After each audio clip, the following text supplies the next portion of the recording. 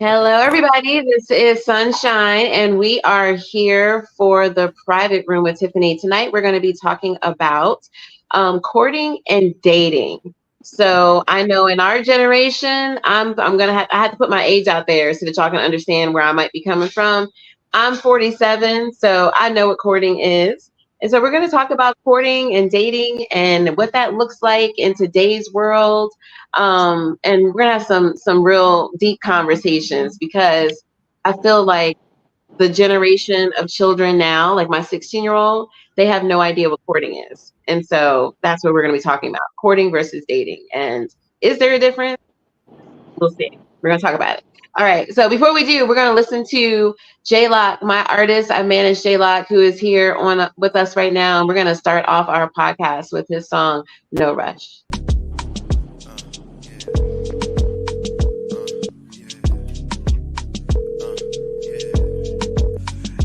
Hey guys, this is J Lock. I'm sorry, but I won't be able to take your phone call. As a matter of fact, I won't be able to be reached for the whole week. I'm on my honeymoon and I'm doing the thing. Even if you fall away, I'm just a call away. Nice in Miami, body sweet like candy. I just wanna take my time on you, no rush, no rush, no rush. I really wanna cross that line. I can't hear it. No rush, no rush. Hey.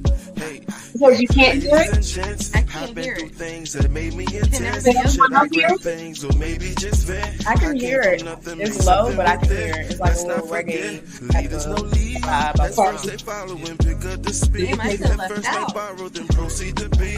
Praise to the most high, the one G-O-D. He's always with me since I've been on. They've been all gone. I've been alright. They was all wrong. Been way too long. Stay in my pond. Push it along. Okay.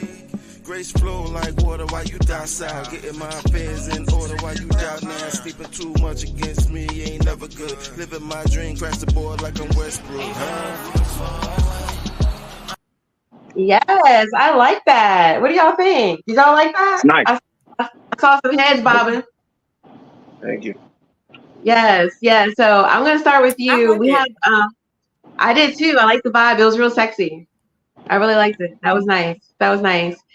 So I'm Sunshine Brown. We are here for the private room and we're talking about courting versus dating. We have one of my artists that I manage, J Lock, with us tonight. So hey J Lock, how are you doing? What up, though? What's going on? Hey. Hey, handsome. Tell How us y'all about the doing? song we just heard, No Rush. Tell us about that. No Rush was made kind of just a record dedicated to it was just a vibe. You know what I mean? I'm a grown man, so vibes are important. You know, and that was just kind of one of those grooves that just kind of if you want to chill with your lady, you can chill out. Just celebrate being amongst someone that you care for, someone that you love. You know, music is a byproduct nowadays. It's more about the experience than it is, anything else. So we try to create a vibe for people just to be able to, be you in the car riding together, or you trying to, put together a date night. I like it. I like it. Very nice. Very nice. Very sexy. Very smooth. Had a little reggae in the background. How long have Yeah. you been an artist? How long have you been recording music? I've been doing music, man, early, like 20 years. You know what I mean? Like my core fans, grandkids are listening to me now, which is pretty cool to experience. So Wow. Wow. yeah, Okay. yeah. All right. Nice. Nice. Well, everybody, this is J Lock. Make sure that y'all go and follow him on social media. Tell everybody your Instagram before we get this thing going. I am J Lock. IAMJLOCKE on Instagram, also TikTok. Definitely check us out. And All we right. also Go ahead. supporting mental health this year as well. So we're campaigning for mental health in our community, preferably Black men, African American men. So we're doing a lot of conversations about that as well. Yeah. So Yeah, that's important. May is coming up, so Mental Health Awareness Month. Y'all watch out for those. Mental health is something that has really been in the forefront And I think I hate that COVID had to bring out the importance of mental health, but it really did. You know, us being in isolation, people that never experienced depression before started feeling depression. Our kids were affected by not being able to have the socialization and so forth. So now mental health is something that's taken more seriously than it was before. So I applaud you for putting that out there in the universe and talking about mental health, especially as an artist that reaches a lot of people. Yeah, very nice. The song No Rush, tell us, like, I know that was talking about, you know, relationships and so forth. How do you feel like about courting and dating? Do you feel like there's a difference? Definitely a difference. I think both have their purpose. I think that a lot of people nowadays don't have that in front of them to learn from. Mm-hmm. You know, like if you're listening to current music, if you're watching, you know, trends and all of that, nobody's, you know, taking their time with anything. It's just, you know, the rappers celebrate the one night stand and I got to be out. It's all about the conquest, not the journey. So, you know, I think that's a huge difference. And this generation don't stand a chance because we was starting to fade it out. Like we was the ones, you know, as soon as hip hop hit, we was all about the, you know, it was get money, get chicks, you know, and then when the chicks started to buy into it, then it became a whole vibe, right? But definitely romance is something that needs to be done if you're long term in it. If you're looking for a wife, at some point a man changes his focus and he stopped looking for that conquering and he decides to actually want to jump in on something real. But then a lot of men don't have the tools.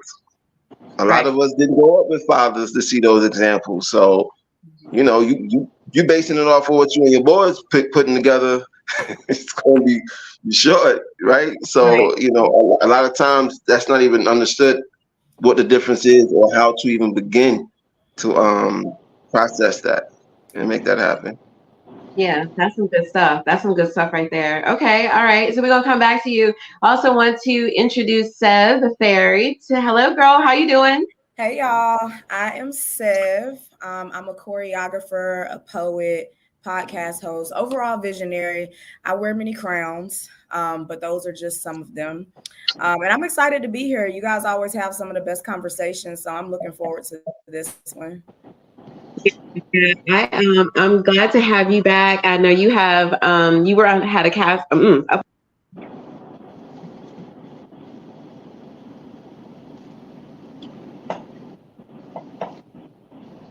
Somebody went out. Then we lost Can y'all her. hear me? Yes. Now we can hear you. We can hear you now. Okay. Like you froze. Yeah. Sorry. Okay. Can y'all hear me now? Sunshine. Yeah. Sunshine Brown. Okay. Okay. I don't know what happened. I'm sorry. Okay. So we always have different guests, and one of the young ladies here with us tonight, Sev the Fairy, she has a lot going on. If y'all go to her Instagram page, like you're just gonna be mesmerized. She's dancing and just the choreography is beautiful and sexy, and you can tell like she is just very confident about her body and about who she is as a woman, and it's very inspiring because, you know, I love to dance, but I don't think I would ever put it on Instagram for people to see. I don't think I would ever like sell tickets to come see me dance. I'm shy. Like, I can sing, but I'm not going to go into the studio because I'm too shy.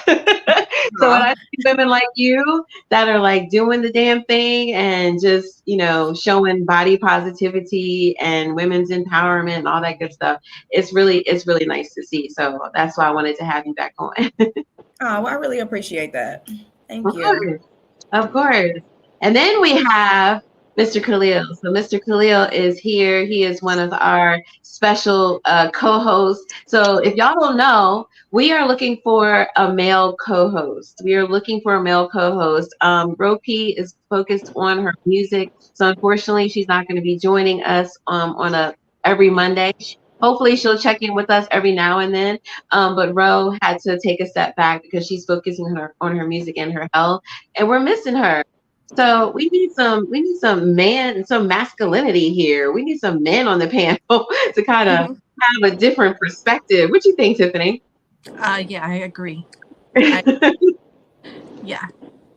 Especially, I think a lot of it has to do with the perspective aspect of it, because us being women, the saying goes, we're emotional beings, we're men are more logical, and I think that it kind of plays a little bit more of a better balance to have a man than just a panel of all women. Right. I agree. I'm all about women's empowerment and women having voices, but I value and respect the perspective of a man that we might not see. You know what I mean? So we have Khalil. Khalil, introduce yourself, please. Yes. Hello. My name is Khalil Ali. Originally from New York. I've been in Atlanta 14 years. I believe there's a difference in the two. But we have to add a layer to the dating. There's something you should do before dating, and you should vet before you even date to see if the person is someone you actually want to date. So there should be that process going first. Then you have your dating process. The dating process needs to happen before you could even consider courting. Courting is the process where we're going to go further in depth into the relationship, long-term commitment. On that, other than that, I've been in trucking 30 years. I'm pretty good on the computer. I started working on my own podcast because I have different perspectives on life and relationships. A lot of everything seems to be really traditional. I'm more non-traditional, but I believe in the man being able to stand on his own 2 feet and be supportive and to be able to take care of his family. But the man has to take care of himself first in order to be able to take care of his family. You can't be financially challenged, and your health needs to be in order for you to be able to take care of your family. Because as a man, if you're not good, then your family's not good. You know what I mean? So, yeah, that's true. That's real true. So I'm going to ask the question. Sev, how old are you? Oh, can't hear you. I am 29. Okay. So you're 29. So you're the youngest probably on here today. And so when you hear courting and you hear dating, what do those mean to you? At 29, what do those terms mean to you? So I think now I understand, how courting used to be, but I think now we live in a generation where titles is such a really big thing now, and that can be a good thing, but that can also be a bad thing. You have some men that has a certain level of bouginess, I would like to say, when they date. So they court all the women that they talk to. They give them that feeling of courting. What you experience, what many other women have experienced, they've been courted, they've been led on, things like that. And then you have the men that actually do it the right way. So I think that there's two sides of it, but you have to just be mindful of it, because you come across serial daters, people who like to court for the adrenaline rush. And then once they get what it is they want, it could be sex, it could be the feeling of just having someone new. It can be anything, whatever their thing is. Once they get that, they're kind of over it. So I think in some cases, courting and dating can be similar now. There's many things that have similarities with it. It just depends on the individual, honestly. Yeah. So Tiffany, how old are you? 40. 43. 43. Okay, and I'm 47. So we have like very varying opinions or varying experiences from myself to Seven to Tiffany. So when I think of courting, I think of dating with the intention of marriage. Period. So like when you have people that are dating, you can date multiple people. I think like what Seven was saying, you have serial daters who date multiple people. And then you have those who are intentional. Like when I was dating, I basically let the men know that I was dating, like I'm looking for my husband. And that immediately basically told me who was in and who was out. When you tell someone, I'm looking for someone that I'm gonna, build a life with or whatever, and they're gone, okay, so that lets you know very quickly where your mind is. But that's the type of person I am. I'm very straightforward when I date, and I say what I'm looking for. And then some men and women are open and do still date with the purpose of marriage. So it's really, don't you think maybe we need to define what courting is?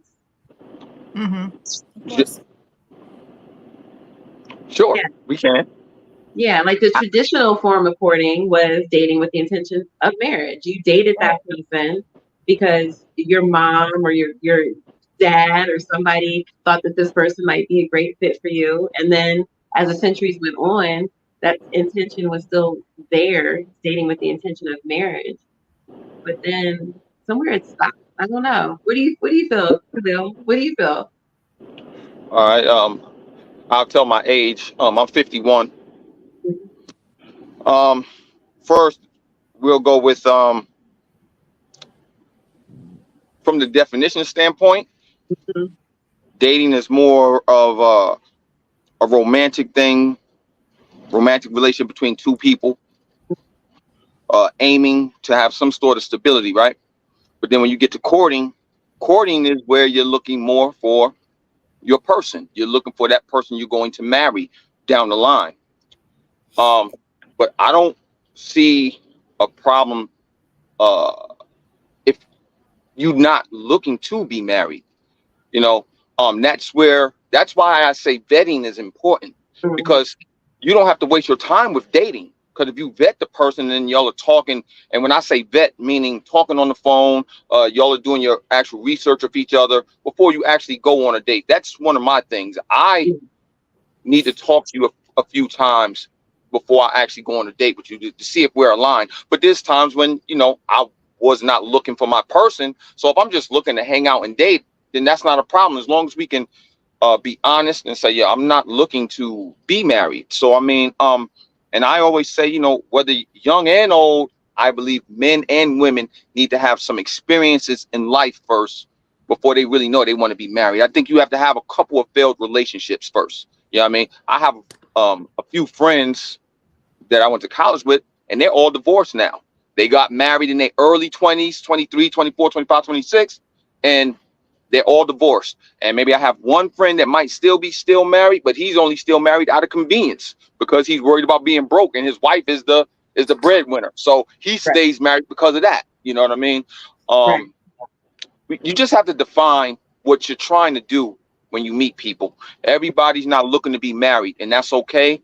Because I also believe a lot of people have that notion that when you meet someone and you've been in a relationship, let's just say a year or so, y'all should be looking toward marriage or some sort of long-term companionship. But everybody's not looking for that, and that's fine. We just need to be upfront with that. And I want to just interject, because I feel like a lot of what's going on in today's melee of things is it's an expectation of society. It's a societal expectation that people who date are dating to get married. However, that might not be the circumstance for the two people who are dating.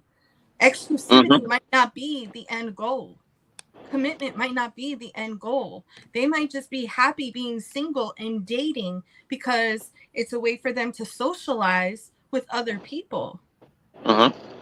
So, because I didn't give my opinion on the courting versus dating thing, but I honestly think that courting is old school and it's become a blurred line with dating, and it's no longer mandatory, I guess, because no man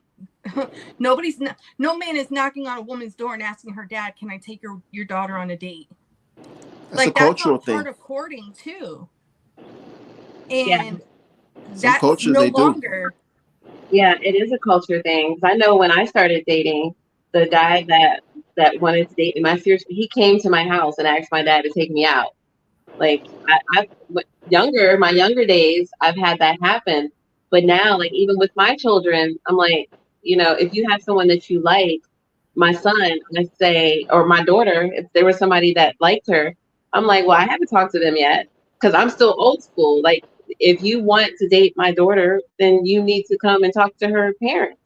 I'm still old school, but you're right, Tiffany. Like today, there's just like the intention that Khalil was saying, that intention, like, what do you want? And let's have a conversation about it. But then you have all these different relationship styles, like Khalil was saying. There's some people that don't want to get married, but they're looking for their life partner. So, I'm a perfect example of that because that's where I'm at in my life. And not only that, but we have so many different relationship dynamics that are no longer considered taboo because people are practicing polyamory and open relationships and polygamy and all of these things. So yeah, you can't, by law, you can't marry multiple people. However, you can date multiple people and still have loving relationships all the way around if it's done correctly. Yeah. Go ahead. I'm sorry. Someone just commented that you got to marry the right person, the person that's for you. If your goals aligned and if you enjoy each other's company and time you spend together, marriage is supposed to be a partnership. Yeah, I agree. And that's a big commitment. Seven, at your age of 29, and I'm assuming you have friends that are in your age bracket, I'm assuming. Do y'all talk about wanting to get married? Or women in their 20s talking about getting married? I know in my 20s they did, but are they talking about that in your circle? So yeah, I mean, there's conversations about it. I come across women. I have some friends that want to get married. I have some that don't want to be married. I'll use myself as an example. Marriage is not something that I'm seeking or I'm looking for. It's something, yeah, do I want it? Sure, but I want it done on the right premises. So I'm currently in a relationship right now. And I would say it's probably the best relationship I've ever had all around. And to kind of piggyback on what you guys were saying, my boyfriend actually did get approval from my dad before we even solidified being in a relationship. So it still happened with our generation, people still do that. It's just, certain things are not talked about if it's not a trend. And that's kind of where my generation kind of falls short, is that even with marriage, like a lot of people get married because it's a trend because it sounds good to, people don't get married. People get married because they in love. And for me, that's not good enough. I'm not going to marry you just because I'm in love with you. Right. It's not good enough for me to go and get it on paper. We can be in love and be together now. We don't have to get that on paper. For it to be on paper, it got to make sense. It got to make sense up here. It got to make sense financially. It got to make sense for the family structure. Like, it has to make sense. Mm-hmm. So, yeah, we still, there's some women that do want to get married and some that don't. Yeah. Yeah. I think what is dope in relationships is when you're able to build with someone.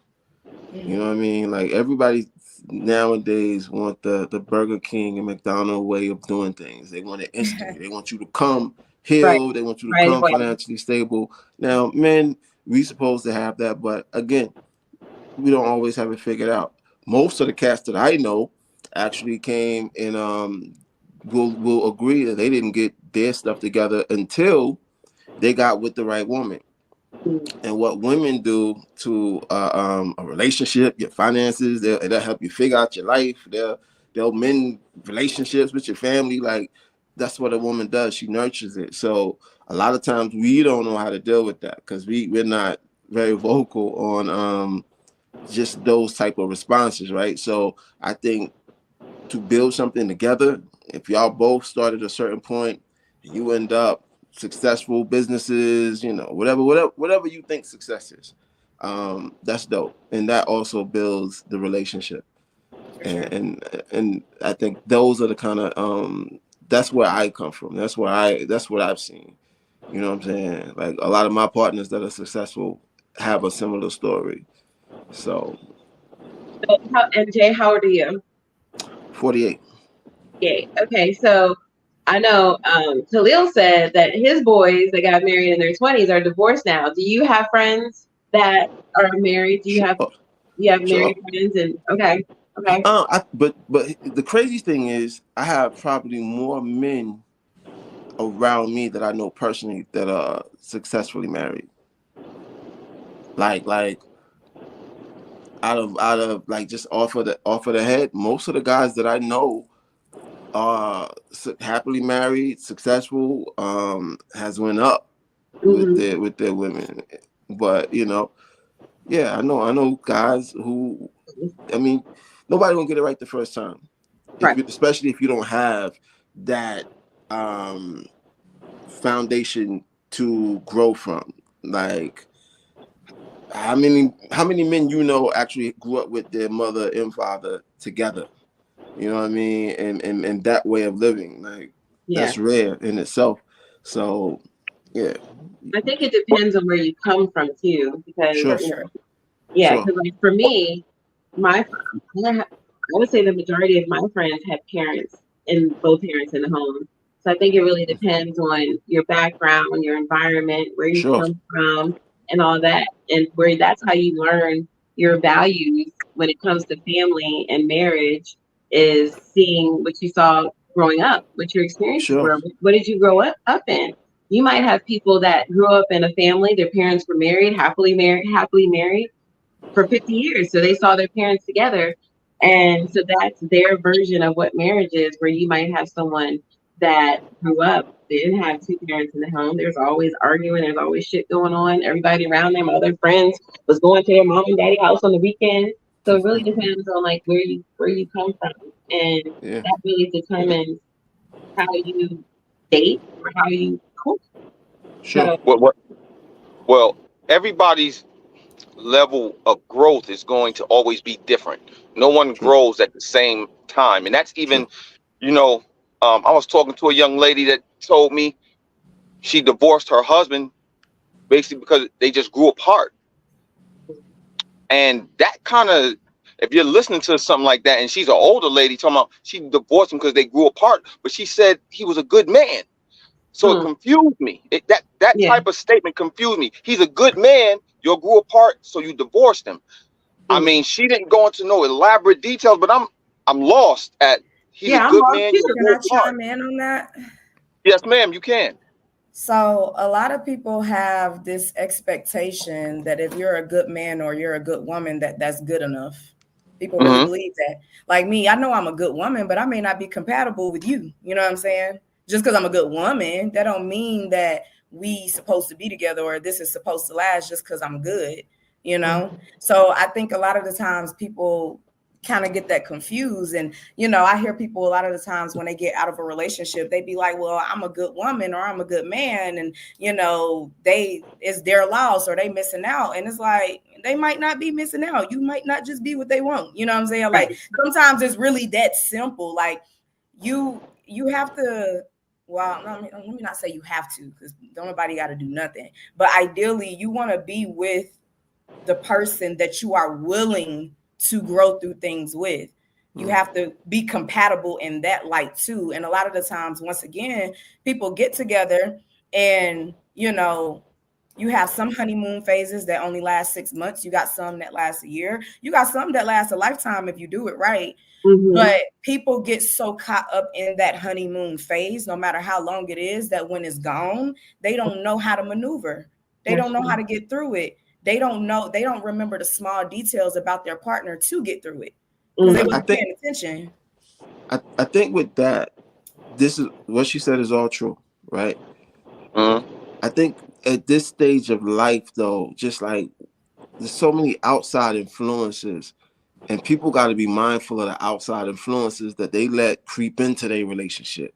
Like there's so many fake self-help people on social media, and your girlfriend thinks she know it all, and a lot of times you'll let people get in your ear and kind of warp what you think is a good man, and you lose something good because you listen to some cat who got a bunch of followers on TikTok.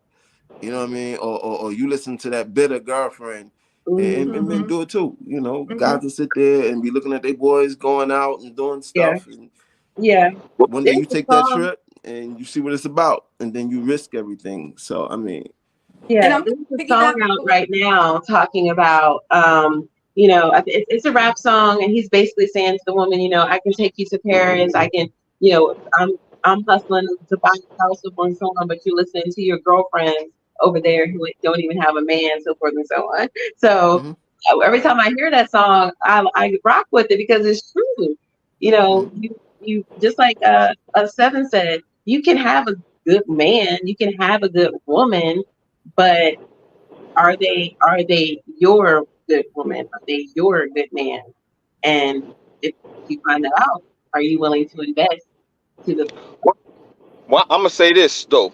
If I get people growing apart, I get that. I get, because you can fall in and out of love every day. You know what I mean? You can.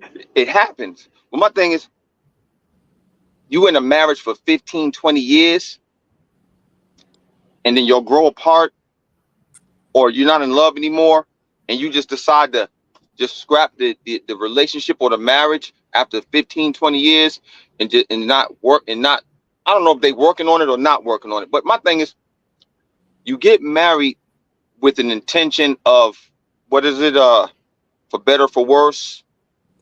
You know, I just feel like people just don't want to work at it no more. And like I said in the beginning, that's why you have a vetting process. Your vetting process is so that you can be aligned. You know what I mean?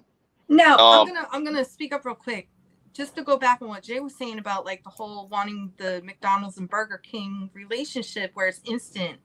People don't come into relationships anymore with any level of dedication towards their partner because they want it how they want it, and when they don't get what they want, now they want to have a little temper tantrum and walk away. That's not a healthy. I wouldn't want a partner like that. Right. I would want a partner to be like, hey, what's going on with you, to where you have to act like that. Because for me, I feel like I'm lucky to have the partner that I have, because if I'm fucking up, he'll tell me too, you fucking up. This ain't very becoming of you. So he has my best interest at heart, and vice versa. And that's what I think a lot of people tend to miss out on in a relationship, because they're looking at it from an ego perspective and not so much from a space of what do I need rather than what do I want. Yeah, because I think sometimes we can't face what we need, because that means we have to hold ourselves accountable for some shit. And if we don't want to hold ourselves accountable, guess what? The finger's always pointing outwards, never inwards. So and that goes to say that people do change within a relationship too. So if you're not up to par with change, if you don't like change, then don't get in a relationship, because your partner very well could be toxic when you get with them and then find themselves going through a whole healing process. So no, not everybody is going to come to the table completely healed, because we're always going through something in life. So if you can't go along with the evolution of someone, then don't be in a relationship. Yeah, and I think that's what Khalil was trying to say. Like, you've been with this person for 15 years and y'all grow apart. Like, don't you? For me, if I'm with you for 15 years and we've grown apart, I'm going to try to spark that up. Like, let's go out on date nights. Let's do something different. If we're looking at each other, bored with each other, let's try something new together. But how many times have we heard our elders that have like lived in different bedrooms? Sometimes space is needed because you're with this person 24 hours, 7 days a week. You can tell when they're about to use the bathroom. just the energy between the two people. You can tell when your person is hurt. You can tell when they're having a bad day and they don't even have to open their mouth to you. You just know. So sometimes that energy can get a little overwhelming. So I've heard of like elders, one has their own room, the other one has the other room, but they still stay together. Yeah. Divorce is never an option. Right. I would say this, to go back to And I'm sorry, what was your name again with the Army fatigue hat on? I forgot. Khalil. Khalil, thank you. When he was talking about that's why the vetting process is important. I guess it just depends on. I agree with that. But I also think it just depends on what people are vetting for, because we live in a different time now with my generation, where, like I said, everything is a trend, and people don't think for themselves anymore. People rely on other people's thoughts. Like, there may be somebody watching us right now and taking what we saying, and now they're gonna just live by it. And we could be saying something that's factual, for us and what we're sharing, but it's not factual for where they are in their journey with relationships or with their partners. So they might want to go break up with their partner as soon as they get done watching this, or they might want to go fix things. So a lot of the times people don't really think for themselves when it comes to relationships or with themselves. And I think when you are, like Tiffany said, nobody comes into a relationship 100% healed. However, in order for the vetting process to be efficient, you got to already have done the work for yourself. That way, when you get to that vetting process, you already have a deeper understanding about what it is that you want for yourself first, and then what you want in a partnership, and what this person is actually going to come with as well to meet you in the middle. And people get married, once again, because it sounds good. And you do have those relationships that last 15, 20 years, and they say, oh, we grew apart. And they did grow apart. They grew apart a long time ago. Both of them mentally was gone a while ago. But because of the title marriage, people feel like I got to stick this shit through. And I see a lot of elders who stick the shit through and they look drained spiritually. They look dead. And it's like, I get it. You got married, you know what I'm saying? So you wanted it to last for the long haul. The intention when you get married is to stay married. Say what? I'm sorry. No, I'm saying the intention of marriage is to stay married. So to your point, and that is the intention, but people do it for the wrong reasons. So spiritually, like I said, people get married because they in love. People get married because it look good on paper. But for the spiritual aspect, the God-given aspect of it, people don't get married for that reason. And so they end up being in a marriage because, oh, damn, I done got this license now. I done got this certificate. I need to keep my license or certificate. You know what I'm saying? I need to go through this. I need to stick this out because this is what it's supposed to be. They say it's something that's not healthy for them. What's your interpretation of the God factor in marriage? The God factor in marriage? Yeah. Expand on that a little more, because that's broad. Like you said, the spiritual side of marriage, and you saying people don't marry for that reason. What's your interpretation of that? So for me personally, in the relationship that I have with God, and for where my spirit is and my journey and my purpose, my partner and the partner that I currently have and my lifelong partner, for me spiritually, I need someone who aligns with my purpose. What my purpose is for myself. So this is the best way I can put it. I believe that we all have 3 different purposes in life. I know a lot of people believe they only have one, but I believe you have 3. You have the one that you give to yourself. You have the purpose that other people put on you, and you have your God-given purpose. Now, if the purpose that you have for yourself aligns with God's purpose, is going to automatically align with the purpose that people put on you. Meaning that, I'll give an example and then I'll go more in detail. Meaning that, for example, right now, I'm a choreographer, I'm a dancer. I'm not saying that's what my purpose is in life, but just to give y'all an example, I say, for instance, if I said my purpose in life was to be this great choreographer, this great dancer, I want to go on tour with all these celebrities and dance. Cool. Other people put the purpose on me like, oh, she's a great dancer. I can learn from her. I want her to teach me dance. That's what I want from her. That's what she gives to me. That's what she gives to other people. God's purpose might be like, well, I actually don't want you to dance at all. I want you to own a dance studio. I don't even want you to dance. I want you to sit down and just own a dance studio. You see? So with my partner has to align spiritually with what my purpose is on all levels, my God-given purpose, everything. Because God not going to send me nothing that doesn't align with my purpose. And you'll know. So it's kind of hard for me to really specify that because it's based on you and your journey and your partner's journey. But if you don't know your purpose and you don't have that understanding with self, you're going to marry somebody that doesn't align with that purpose, the greater purpose, and it's not going to work.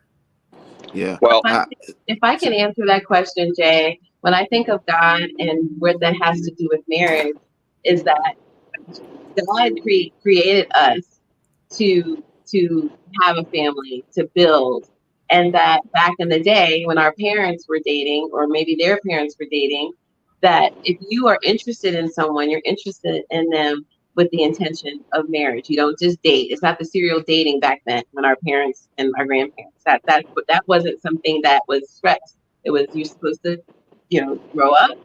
You're supposed to get married. You're supposed to have a family, so forth and so on. And so the intent of dating was that. But then when you take it a step further, you have the Bible that is saying that, when you get married, you become one. But you also have to have God in your relationship in order for your relationship to work. So to answer that question, for me, when you have your purpose, your person, you're fulfilling your purpose, and God is blessing you for those, which I feel that's what marriage does. That is a statement in front of God and in front of your family and friends that this is the person that you chose to spend your life with, no matter, if it's 15, 20, 50, until you die. In that moment, you are saying to God and to everybody else that this is my person. And when you do that, then God is supposed to be, you keep God into your relationship. Your relationship, and that can be spiritual too. Some people don't believe in God. Some people are just spiritual beings. And so they believe in a higher power is going to help them with blessing whatever their union. Within the universe, I just wanted to reiterate you. I think you have to have a couple of failed relationships first before you actually know where you want to go. Because you don't know what you like. You don't know what you're really looking for. You know what I mean? So to have a few failed relationships, because you can also learn yourself through those failed relationships. You know what I mean? You have those and it didn't work. You take the positive from those relationships, you move on, and you better yourself. And then you can actually say, well, I don't like this type of man, or I don't like this type of woman, or I remember this type of man, he rubbed me the wrong way, or whatever it is. But a lot of times you don't know what you like until you have been down that road. And I'm gonna give you a good example for myself. When I was younger, I used to like hood chicks. But hood chicks didn't like me. Hood chicks. Yeah. Hood chicks didn't like me. But there was something about hood chicks that I used to just want to holler at hood chicks. I had to learn. I'm not for hood chicks. Hood chicks don't like me. I don't fit the persona of what hood chicks look like. So I'm just using my own example. I had to learn. I have to stay away from hood chicks because they're gonna all turn me down. And they do. They all turn me down because I don't fit whatever they're looking for. But I had to learn that first. I had to learn that's not my lane. You know what I'm saying? So I think sometimes it's meant. You have to date, and then once you date and you know what it is that you like, that's when you start courting. Is that what you're? No, that's not what I'm saying. I'm just saying you have to have some failed relationships because I didn't know. Yeah. There's so many beautiful women in the world. You have a lot of beautiful women in the world. So as men, a lot of us, we want every beautiful woman that we see a lot of times. She might not be no good for us, but we have to go through an experience first to know what's good for you and what's not good for you. And like I said, I believe the courting part comes in once I'm serious about a female. When I'm serious about you, that's when the courting takes place. Because when I'm serious about you, that's when I'm looking for long-term life partner. It might not necessarily be marriage, but long-term life partner. Because I know everybody's not looking for marriage, but everybody might want to. Go ahead, brother. Yeah. So, I'm thinking, I've listened to everybody's interpretation from the spiritual aspect, right? And then I'm listening to, I'm thinking back to like my grandfather time and their fathers and mothers, and I'm trying to see what the difference is. Because when people refer back to those times, when it comes to relationships, they talk about, these ain't like back in the days. This is new. This is we're not like our parents and our grandparents. But and we're right, we're not. But their success rate in marriage and ownership, we ain't nowhere near with more access to money. Like what we're able to achieve financially. We don't have those borders and shortfalls like they did. You talking about coming out of slavery and I'm down south, so like it was a different time in the South, right? But even in the South, like when I look at my grandfather and my grandmother and their community, they had the big cars, they had the houses. They wasn't perfect. They was doing all kinds of crazy stuff. I could tell you stories about my grandfather. They used to call him Hot Shot, if that helped. But but like their success rate in all of the stuff, they still survived, they still lasted, and they still own things, and they was able to pass things down to their kids, even if their kids didn't know what to do with it, but they still was able to give to the next generation. I think and nowadays we are a selfish bunch of people, man. I think like if I'm not happy or if I'm not feeling it, I'm out. And that you can't sustain anything. You can't own anything or have anything. When I say own anything, I'm not talking about money or cars, because we can have that, right? We can do that by ourselves. But I'm talking about a stability. What you pouring into your kids, what you pouring into other things that actually mean more than your worldly possessions and your own selfish ideas of what happiness is. And when I look back to the Bible and when I think about the whole I don't say religious aspect, because religion is not something I subscribe to, but a relationship with the Creator is what really will give you substance, right? Most people call it what being spiritual or the universe, whatever you want to call him. He exists, right? And I just think if you listen through those eyes and move in through that filter, those things last. Like I know people who live that way that last and are successful and happy. And that's probably the reason why I see more success rates than, because there's a lot of sacrifice. And you talking to a brother that is, a failed relationship, just left a failed relationship. Part of it was my fault. I could take it.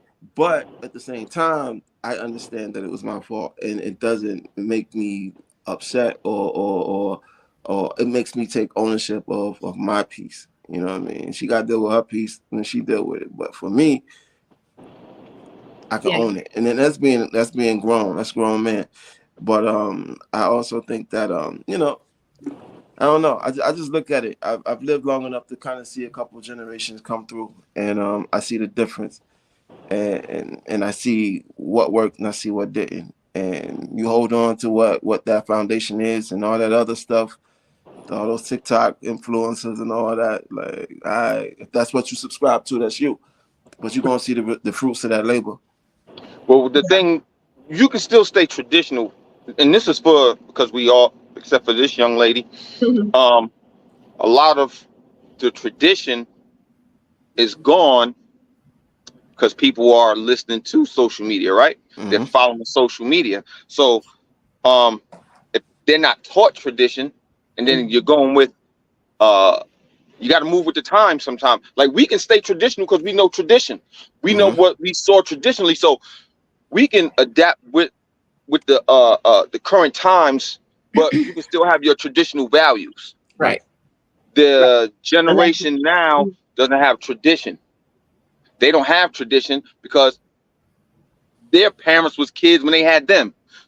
So they don't have no taught tradition. You know what I'm saying? We have taught tradition because it was different when we was kids in the 70s and 60s. The whole thing, you might have had to talk to the mom and the dad first before you actually dated. You know what I mean? But today, you don't have to do that because you had the children having children. Sure. They weren't able to teach their children tradition when it comes to relationships. And then you had absence. You had the absence of the father. You know what I mean? And then every mom that's a mom is not a good mom either. You know what I mean? So therefore, Sure. you know, you got the kids just out here by themselves, and the schools are the only things that they're learning something from, which is still bogus anyway. So they're not learning any type of value of the commitment of the man and woman being together and solidifying things and staying together.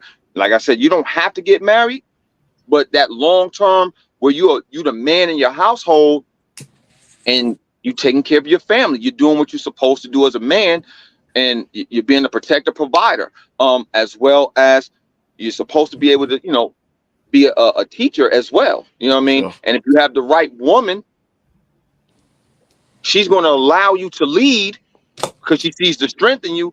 But if you also have the right woman, she also is going to know how to give you the strength. Because I'm big on the power of suggestion. It's hard to tell a male what to do when you're a female, but if you use the power of suggestion to talk to that male, you can get him to listen to you. You can get him to hear you, versus you trying to tell a male what to do. It's an ego thing for the most part, but a man is a teacher as well, and the kids of this generation don't have that instilled in them. You know what I mean? And it has to come from their parents. Yeah, it's good that we do podcasts like this, and then you have other people doing podcasts similar to this. But if the parents aren't teaching them, then it's really hard for them to even have any kind of core values, because they're going based off of what they saw their mom and dad do or did not do. Unlike us, it was a whole different ball game. You knew when your mom tell you, you better be in front of this house. When that light come on outside, you knew you better be in front of the house. When that light come on outside, or you wasn't going back outside the next day. You know what I'm saying? So, I mean, just those strict type of teachings coming from the parents.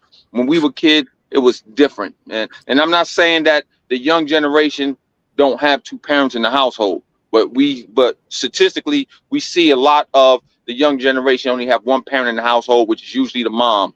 You know what I mean? And then she's working her butt off to take care of her children. And of course, she may not always have that time to get off work and to really spend that time to be an educator. You know, she's coming home from work, she's cooking, she got to get the kids ready for school for the next day, and then she got to get herself together. So, I mean, Yeah, this is one of the things. It's hard. And I think a lot of times people you got to just want better for yourself as you get older. And hopefully as you get older, you mature enough to see where your shortcomings were, and you can do better as you get wiser. Unfortunately for some of us, you know, everybody don't mature at the same age at the same time. And they say men don't usually mature till after a certain age. I don't know about that all the time, but starting to question that. Yeah, you know, I don't know about all of that, but you know, all I can say is everything comes with a lesson. You know what I mean? Everything comes with a lesson.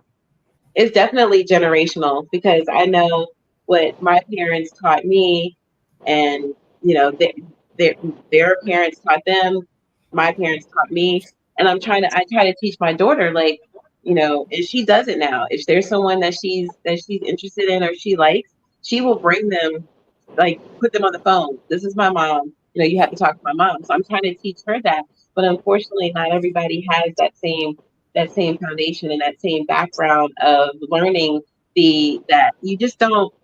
I'm not saying that serial dating without purpose, I'm not saying none of that is wrong, but the generation that we are raising now, I agree with you. I don't feel like they have those same traditional foundations going into relationships for them to know, like, you know, this is intentional. Courting is intentional.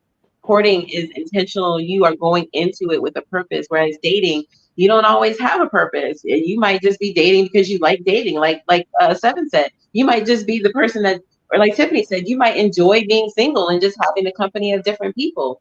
So dating, like to Khalil and everybody that you said, dating not always has a purpose, but courting has a purpose. Yes, it does. Courting definitely has a purpose. I will say this. I want to offer a different perspective. But for the most part, I agree with what just about all of y'all said for the most part. But just to offer a different perspective and like go back, I guess. I will say I have to give my generation, I think every generation has is ups, is downs when it comes to like this dating stuff.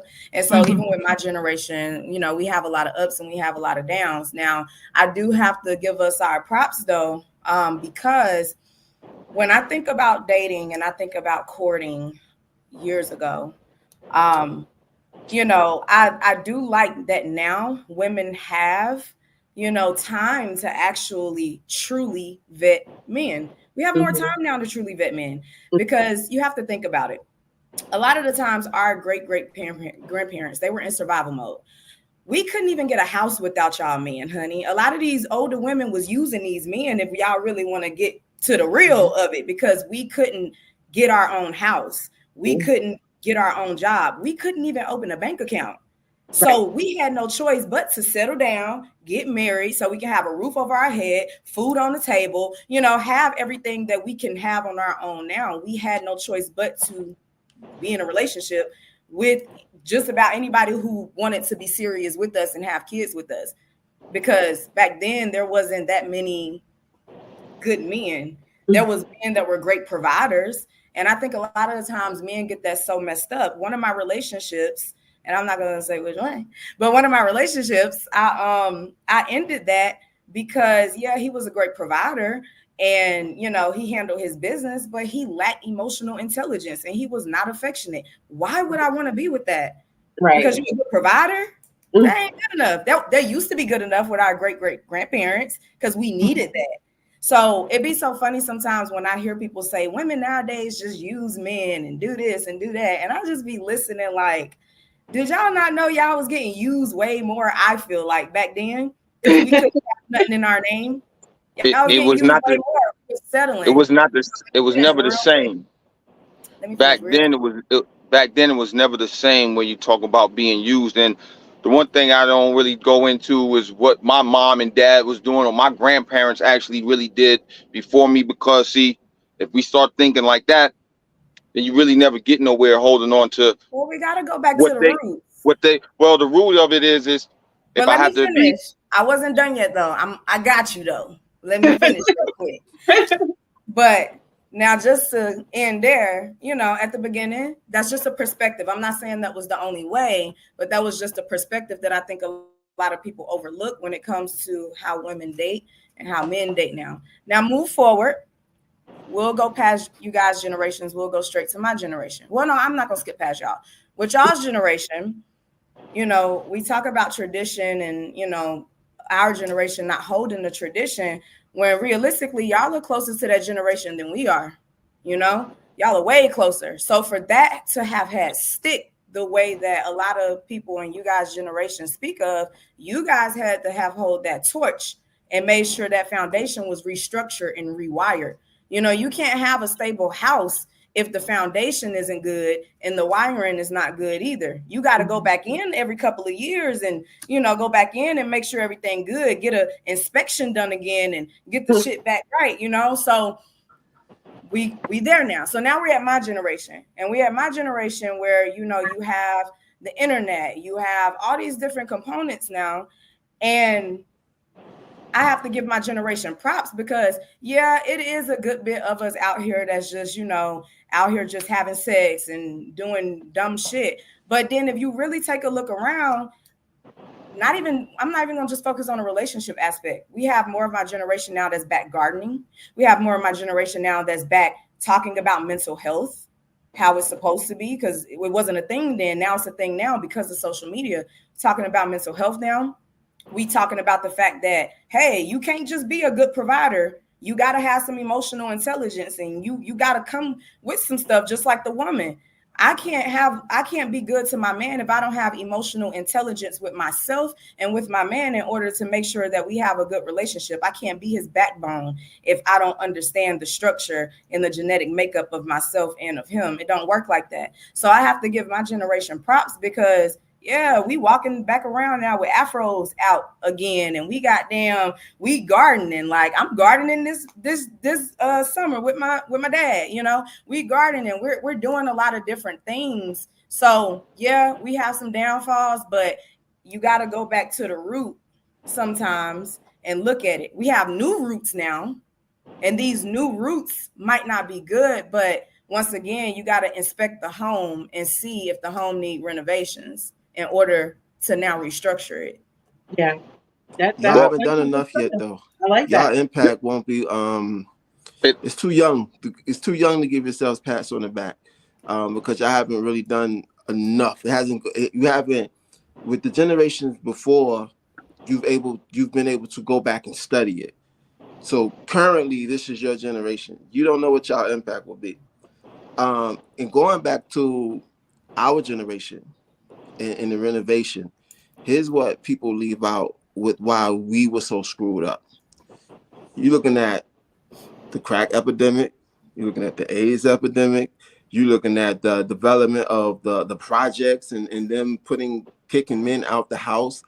And like there was a lot of things that happened to our generation that we were so busy, as you said, trying to survive and trying to, they was giving 3 strikes and you out.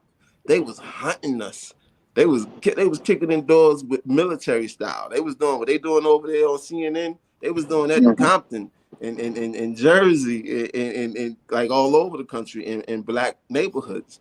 So you lost a lot of that because you lost a lot of good people that was out there on crack, that was out there on heroin. Like it's things that pills ain't nothing compared to the crack epidemic. Believe me. Like nothing. Hey yo, bro. They don't know about that epidemic, how bad that crack epidemic was way. Wicked. Y'all think pills, you think fentanyl was bad. Fentanyl that crystal meth. Crack took your whole life. It left you dead alive. Like it's a whole different. You have somebody that commented scenario. It was a war zone. Someone commented it was a war zone. So so it sounds like, and maybe y'all can agree, it sounds like maybe the 70s, 80s is where the foundation broke down when it comes to relationships and marriage and courting and all that kind of stuff. That's when people were in fight mode. They were trying to protect their families. They were as in black society. I want to hear what my man got to say. Yeah. Well, yo, listen. I have a saying that I use, and I'm excuses are for the weak and incompetent. And as you grow, you start to learn you. Yeah. The biggest thing is learn you, and not have excuses. Because I'm gonna just say this: I grew up in foster care, so I don't really believe in a whole lot of excuses. But I remember my foster mother being mad because the girls used to call the house, and I only been home from school 30 minutes, and she used to say like, "Damn, when I was growing up, we didn't chase the men; the men chased us." And I looked at her and I said, life is different. Right, it is. My life, I said, me being in high school is different than when you was in high school, Ma. You know what I'm saying? Women are more independent now. Women are more independent men now. Making their own decisions. Yeah, and that's a beautiful thing. Like Seven said, women now are more bold and vocal and just, taking charge of their lives. They're not back then, our grandparents, they were nurturers and mothers and taking care of home. The women nowadays, they're about getting businesses, getting that money, building something, so forth and so on. You can be about that. You can be about getting your business and all of that.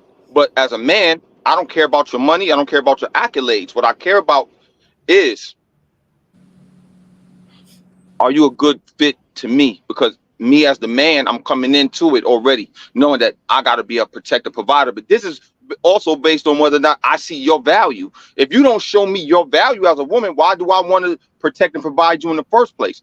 Also, if you're coming at me foul, meaning you're not a lady yourself, how can I look to even want to court you? You know what I'm saying? So you got the women that aren't teaching their daughters to be women either. You can go out here and get your bag, but then you got all these women out here getting a bag on social media, showing their body, and then they wonder why they get disrespected by men, because you don't have respect for yourself. If you don't have respect for yourself, you can't expect the rest of society to have respect for you either. You know what I mean? So the introduction of the internet with OnlyFans and then Instagram models, the new age of prostitution is what I call it. It's definitely harder for women to get the the type of mature man that you're looking for when you got men that can get on here that do have money and they're just paying for the women to have a good time. And or you have the women, hell, you don't even have to work to get anything. You know what I mean? It's just, hey, I'm here, she's here, and this is what's going on. You have women that's not making the men work. And that's the biggest thing. I will always say the women are the one who makes the man's ego. It's the women. If the women aren't holding themselves accountable to be women, the men are going to treat you accordingly. And it shows. If you look at it every day, the men treat the women accordingly to who they are on social media. If we're meeting women on social media, being that most people don't even go out and talk to nobody no more. I haven't been to a club in a long time, but I can say this. I've been to a bar and you go to talk to a female, she looks at you like you crazy. But if you talk to her on social media, it's a whole different ball game. You know what I'm saying? You can't talk to her out in person, but on social media, yeah, they you know, I'm just saying, you know what I mean? Well, times has changed, and with the times being changed, you're not gonna get the same what you're looking for out of men based on how women are currently on social media. You know, if you're showing your body all over social media, you're going to attract the man that all he wants from you is sex. That's it. He's not trying to get to know you from your mind. He wants to get to know you enough just so he can get some ass. That's it. That's as far as he want to get to know you, because you're already showing yourself all over social media. Majority of men, that's what it is. I just want to say real quick, I posted a comment in the comments of this live feed for a YouTube. Yeah, thank you. So and it's crazy because I watched this today. So it's a psychologist talking about the difference between how men and women relate to love and marriage. And it came to that discussion about women look for men with money, men look for women for sex. So, and it kind of breaks it down. So what you were saying with this clip that I put in the comments, I think if you guys are really interested, and I'm talking to the viewers, if you guys are really interested in this conversation, definitely check out that link and like give us some feedback and let us know what you think about it, because I think this might actually turn into another discussion at a later time. Like, it's getting deep and we're like coming up on the time frame that I know we're allowed. Yeah. Yeah, but so I think this is an awesome topic to discuss, because, and it's not so much the war against the sexes, it's us as a group discussion talking about our experiences with dating, our experiences with the other sex, our experiences of what our intentions are and what we want versus what other people want. And I think that it just a collaborative, conversation about what each other thinks is, and it all molds together. So I'm super stoked about this episode. Like, this has gone really, really good. And I'm trying not to put my personal thoughts. I'm trying to be more open-minded to the conversation. But if I was put my personal thoughts in here, I'm just going to say this about the women. I've never had to work to obtain, once I realized that hood chicks weren't from me. After I got rid of that phase, that hood chicks are not for me, I never had to work to get sex. Never. I haven't. I've had women take me out on a first date 100 times. I had a chick take me on a first date on her birthday, and she took me out on her birthday. But different caliber men get different types of attention. I was a jock all through high school and in college. I hung out with a different type of crew of people, of men, that the women liked. So I hung out with a crew of dudes that all the girls liked in the neighborhood, or all the girls liked in college. So for me to get women, I never had to work.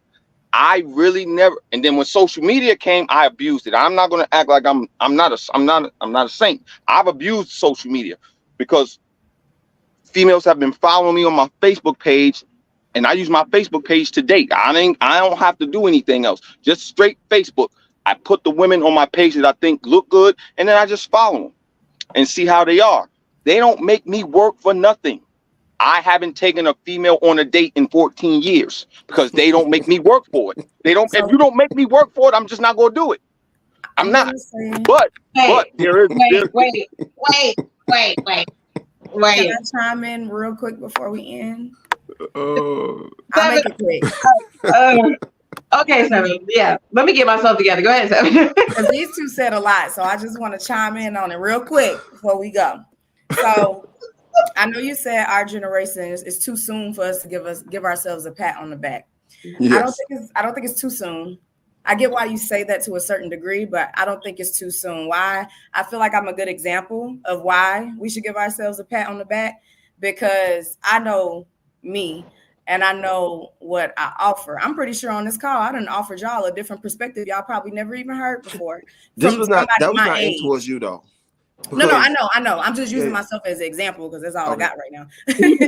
But, you know, like my age, you know, I'm pretty sure I've offered you guys a good perspective. And I have that perspective because I myself have allowed myself to learn about me, learn about other people, use social media as a tool, and don't let it consume me the way that it consumed most. And I know you said it was a different, you know, it was a crack epidemic, AIDS epidemic. Hell, it's an epidemic right now. Every generation that had an epidemic. Like he said, like Khalil said, there's no excuse though, because I can be addicted to social media. You got some people that don't even know how to communicate in person, like Khalil said. That ain't crack.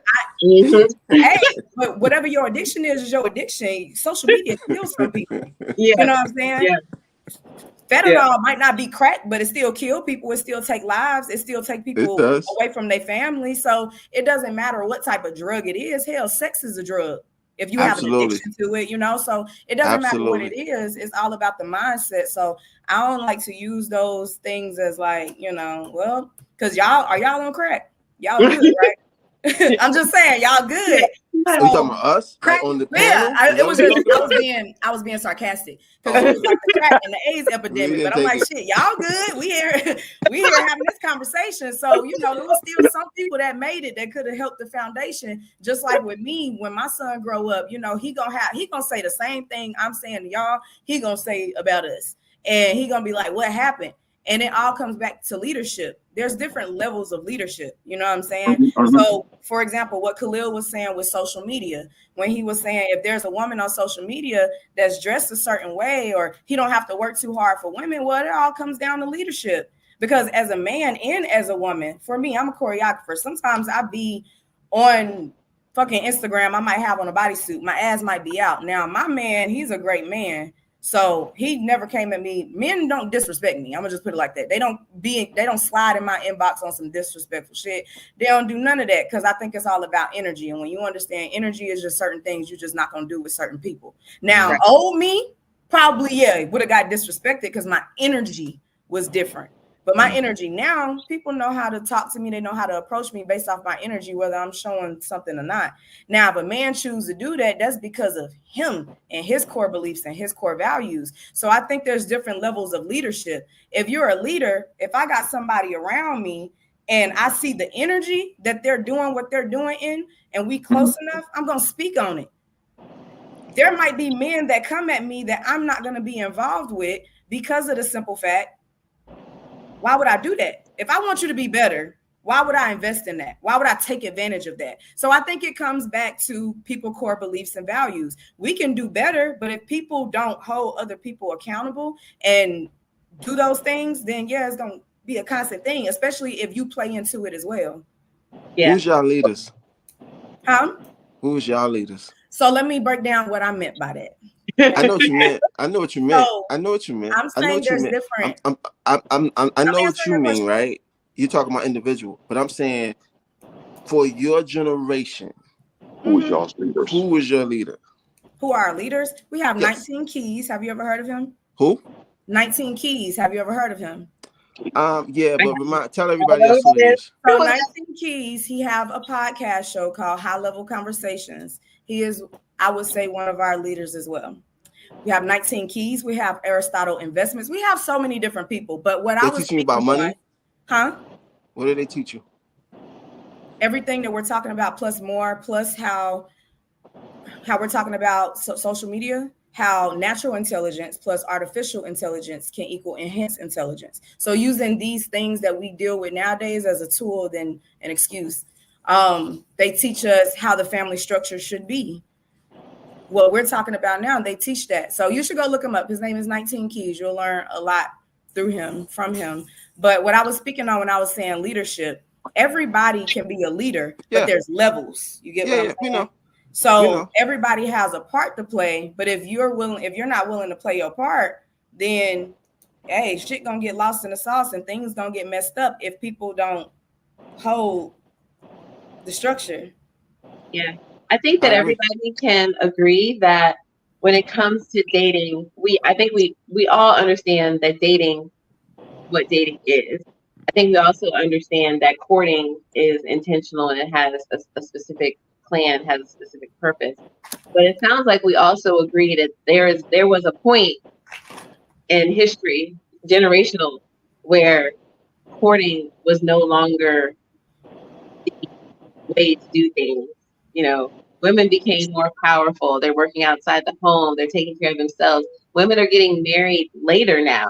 Women back in, 70s, 60s, 50s were getting married in their early 20s. Women now are getting married in their 30s and their 40s because they have so much they're doing. They're building their careers and their businesses and, That's a great thing. Listen, that's a great thing, though. That's a great thing that this generation. That's a great thing that women are waiting to get married because, as I said before, you got to have a few failed relationships so you can find yourself. You got to find yourself so you know who your person is. And a lot of people don't find themselves. They just out here willy-nilly. And we got to date before we court anyway. Because I can't say I want to court you before I date you. Because I need to know you. I need to learn you. I you know what I mean? From that point is where I want to court you. And what they always say, a man usually knows if he wants to marry a woman within 15 months. That means... No sooner. I've never heard. Or sooner. It really depends on how in tune you are with yourself, to know how you want to move. Mm-hmm. And a lot of times, people are marrying later, and people are becoming successful later because they are not. That's the power of social media. There's a delayed learning process. You got grown folks trying to learn dance moves from their kids, and trying to learn how to invest.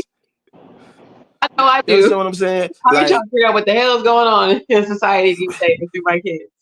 Crazy. About to break your leg trying to do this TikTok joint. Right. Yeah. You ain't that flexible. But my point is, like, a lot of times it take us, like, I kind of agree with my man with you have to make mistakes. But I also think that, you should be able to learn from other people's mistakes. Like I learned from watching other cats move and what other people do, and I'm like, nah, don't want to go that way. Right? Trafficking, nah, I ain't taking that pill or whatever it is. Like I don't drink, I don't smoke because I saw I saw the impact of alcoholism in my family. You know what I mean? I didn't have to go through that and die from alcohol to learn that was a bad move. But at the same time, just like we knew to stay off the crack because we already saw what crack did to everybody else. Yeah. I get it. You know what I mean? Good conversation. Good conversation. I agree with you, Tiffany. I feel like there's going to be a part 2 to this. I really do, because one thing that I think we all agree is, about the fact that we see that there's a generational thing going on here with this question. Clearly, there's a generational thing. And it's beautiful. It is. Marriages, relationships have evolved, and not saying that they evolved into anything negative. Because I feel that our generation is very strong-minded. They're very powerful. They're very passionate. They are making their own money, building their own businesses. They're very in tune with themselves. This generation now, that's going. They're very strong-minded and wanting to just, take over the world. And you've got people younger and younger these days that are becoming millionaires and becoming business owners. So this generation is really doing a lot of great stuff. And dating has, to me, when I was started dating again, it was just like this is different. It is. Social media has taken over dating. It's taken over relationships. You're meeting people on Instagram, TikTok, Snapchat, Facebook, all that kind of stuff. You're not meeting people in the traditional sense anymore. You're not meeting people in the church. You're not meeting people through your parents. Tiffany, you're not going to church. Yeah. Yeah. Oh, we mean we can't meet him at the club no more because don't nobody. Well, I don't club, but at the club they're not even talking. So I mean, or you can meet him at Walmart, at the grocery store. You know what I mean? At the gym. You know, I'm gonna say because I like to work out, so that's a prime place to meet women is at the gym. You know what I mean? Especially if you want to meet you a fit woman, go to the gym. She fit, go get her. You know what I mean? If you want to meet you a fit, gentlemen, listen to me. If you want you a fit woman, go to the gym. You will find you one. You will find you a fit woman. Be intentional. If you want a fit woman, meet her at the gym. Go to the gym. You want a fit woman, go to the gym. You want the women that don't have a BBL, you want that natural woman, go to the gym, bro. You will find you one. I'm in the gym. Like, yo, this is where I'm finding my women, in the gym, because I'm going to the gym. Khalil, I'm saying. Get back. I have not forgotten about them 14 dates that you've been on that you didn't have to. You've been asked out on 14 dates and didn't have to pay for nothing. So, or you weren't the initiator. We're gonna have to get back to that because that's gonna be a whole other conversation. Yeah, that could be a whole nother episode. Yes, that's a whole other episode. So women that are taking over the dating, like, you know, I'm asking a man out. I'm interested in him. I'm asking out. I'm gonna take him out. And that's generation. This new generation is very independent.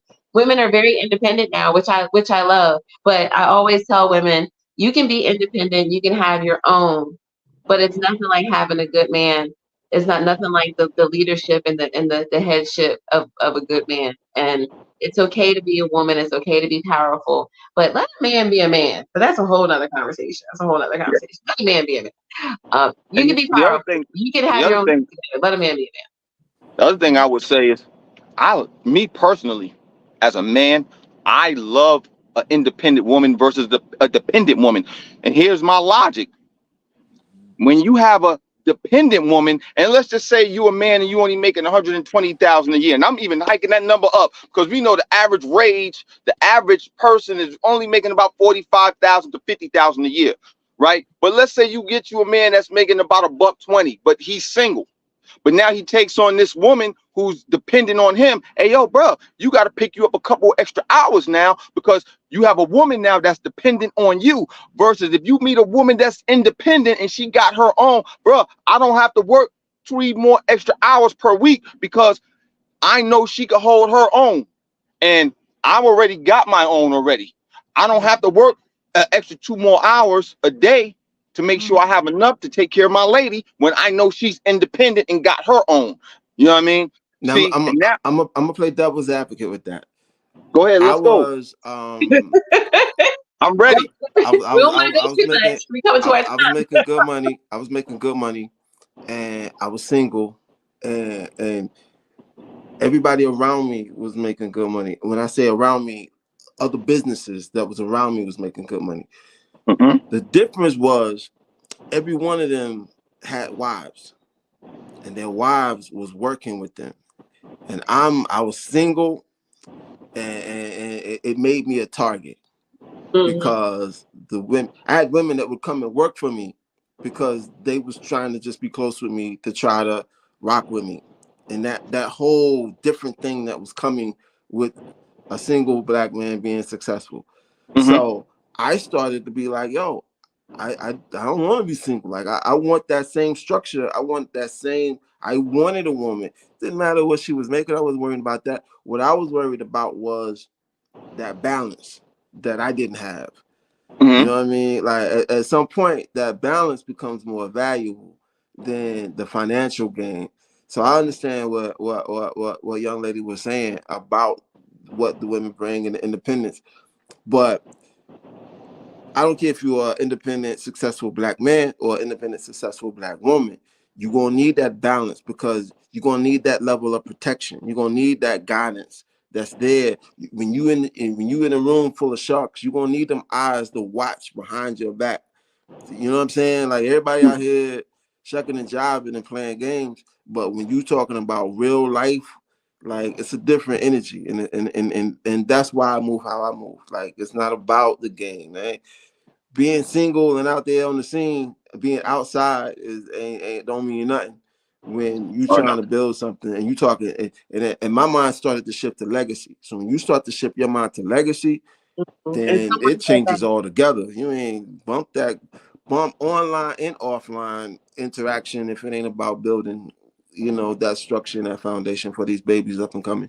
But at the end of the day, it's all gonna boil down to that person, what they looking for in life. You know what I mean? We can talk about building legacy, we can talk about that, but hell, I had a girl turn me down and tell me, nah, I ain't messing with you because I didn't fit whatever it was for her. You know what I mean? I'm talking relationship stuff. I'm talking the right game.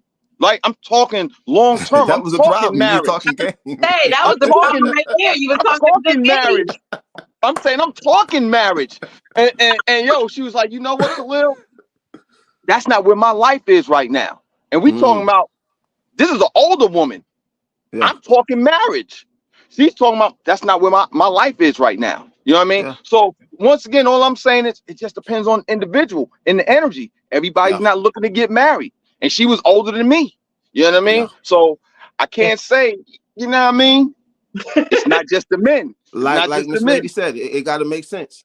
Yeah, it has to make sense for each individual life. If it's for you, it's for you. Rock out. But she's at that point where she done did all that, so she's just trying to get her hot girl some more. She's just trying to live the good old days. You're right, because she was divorced. So I'm gonna tell you something. I'm gonna tell you something that my mother told me, and it shocked me. She's recently widowed, right? And we was having a conversation on the phone, no lie. And she said, you know what I would do if I had it all to do over again? I said, what? I'm thinking she about to hit me with some wisdom. You know what she told me? Have more sex. Okay, mama. Yes, mama. Yes, girl. I like mama. have more sex. I said, you are my mom. I get it. But nah, that ain't the move for you. Ride this one out. Go, mama. Go, mama. Sit this out. Well, thank y'all for coming on tonight to talk about courting and dating. I think we all agree that it is definitely in generational, but then it's also in foundation too. If you were brought up in an era, or you were brought up in a home that valued marriage and talked about marriage and the importance of marriage and the importance of courting and getting to know someone so that you can build legacies together, so that you can build a future together, then that's the children that you're going to produce. And just like Seth said, if I'm not teaching my daughter those values, and someone else's parents are not teaching them those values and the importance of getting to know someone before you marry them, so that you can have that longevity and make those legacies, then you're going to have the next generation of people who aren't going to see marriage the same way. And somewhere it did break down. I don't know if it was in the 70s. I don't know if it was in the 80s. I want to say maybe 60s, 70s. But it does go back to foundation. It goes back to your environment. It goes back to what you learned. And it might even be coming from your parents themselves and what you grew up in. You grew up in a house with a mother and dad. Your values are going to be different when it comes to dating. If you grow up in a home and you only had single parents, you're going to grow up with those values of a strong woman that doesn't necessarily need a man, and so forth and so on. You might have those values based on your foundation. So when it comes to dating and courting, is there a difference? Yeah, it definitely is a difference. But it boils down to, how do you feel? How do I feel with Jay? Or am I looking for marriage? Are you looking for marriage? And having that conversation and deciding if the two of us are going to be compatible and are we going to take this road together, or if we're not. Courting versus dating, there is a difference. I'm going to say there's a difference. What about you, J-Lock? Do you agree or disagree? Is there a difference between dating and courting? Oh, absolutely. Yeah. Okay. What about you, Seven? Do you feel that there's a difference? You're on mute, baby. I think they can be one and the same. I think the only difference is the word. I think that's it. Okay. What about you, Tiffany? Do you feel that there is a difference? No, I feel like it's like a blurred line thing. Like I said earlier, I think I'm agreeing with 7. Like it's basically the same thing. It's just the intentions behind it. Okay. All right. And what about you, Kalia? Courting versus dating, or is there a difference?